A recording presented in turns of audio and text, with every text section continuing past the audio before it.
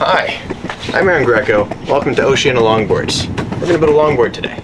We'll be taking this today, slathering, well, whatever glue we have left in this container between all these layers, and then shoving it in a bag with this form. Yeah, and actually, I do need to make a couple of adjustments to this. Why did you start longboarding?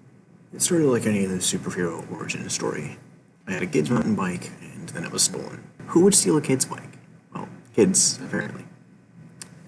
So I wanted something that I could take inside with me easily and didn't have to lock up. That's when I bought a longboard off of Amazon. We're making a 5-ply board today, so eventually it'll get pressed into this shape.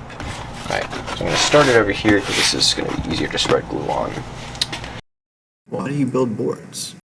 Well, the first longboard that I got, I liked it, but it was a drop through.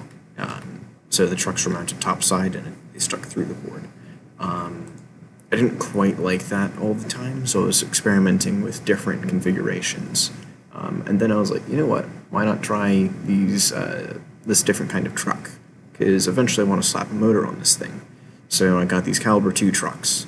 I'm very glad I didn't have the money for the motor system at the time, because I lost the board in an accident near a lake. Well, it's now known as the lake board for a reason. It's funny, the grip tape had a fish pattern on it.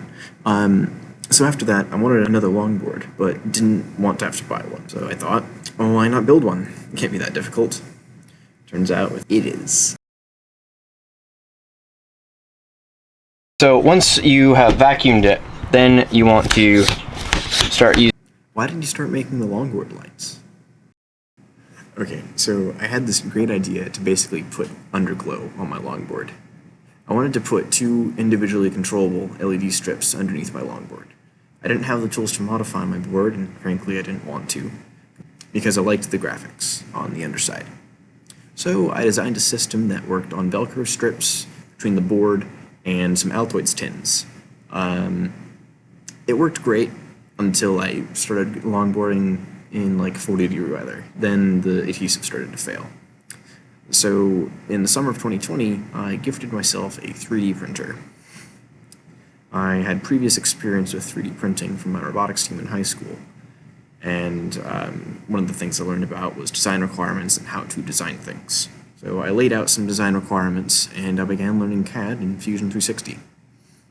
I started making iterations on a design to hold the batteries and the microcontroller all in one, which was also held on by the longboard truck, so as to meet the requirements of no mods to the board. I also added an orientation sensor around halfway through, and that's how when you rotate it, it turns different colors.